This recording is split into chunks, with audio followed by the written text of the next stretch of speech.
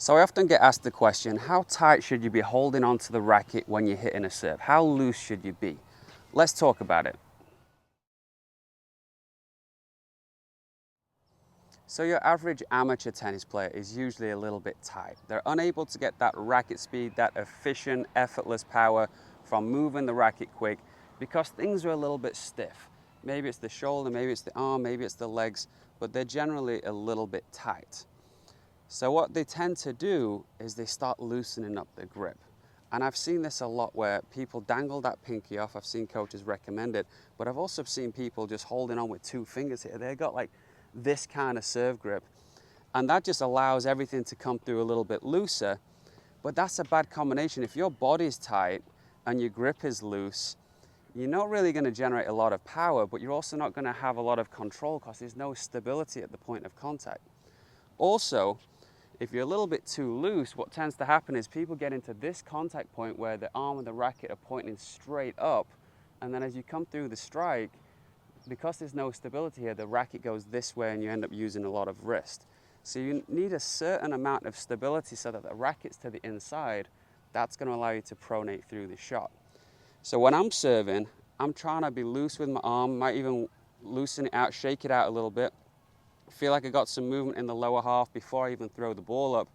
And then from here, I'm trying to supinate and pronate as loose as I can.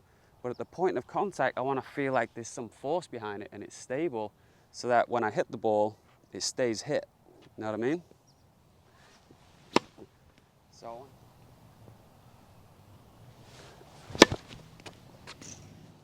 So your challenge is to get the right balance of loose and stable or relaxed and strong or whatever it is. These 2 separate sensations, it's kind of like if you're making a margarita.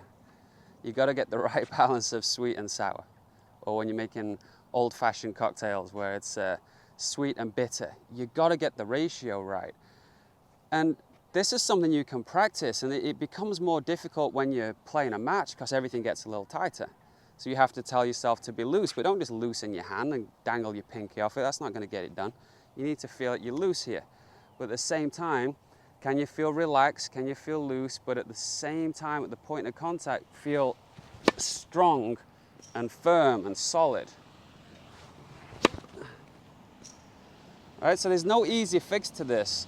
You can't just go on court and go, let's be as loose as we can. Let's imagine we're holding a tube of toothpaste and the toothpaste doesn't come out, or you're holding a baby bird. I don't really do that personally. Maybe other coaches do, maybe other players do, but I'm just giving it from my experience. I want to feel like I'm holding on relatively firm. I'm not squeezing it, because if I squeeze it, what happens then? All my arm's tight.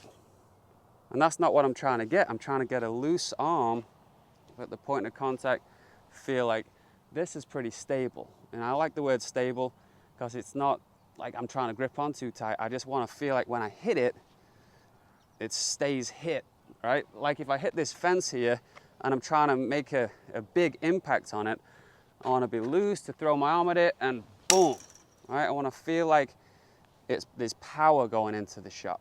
Anyway, I've talked for long enough. Hopefully that helps you. Leave me a comment. Talk to you soon. One more thing, if you go to the description below, there's a link to tpatennis.com/kick. And I've put together a 20-minute video on how to master the kick serve. So go check that out, it's free, and I think it'll really improve your serve.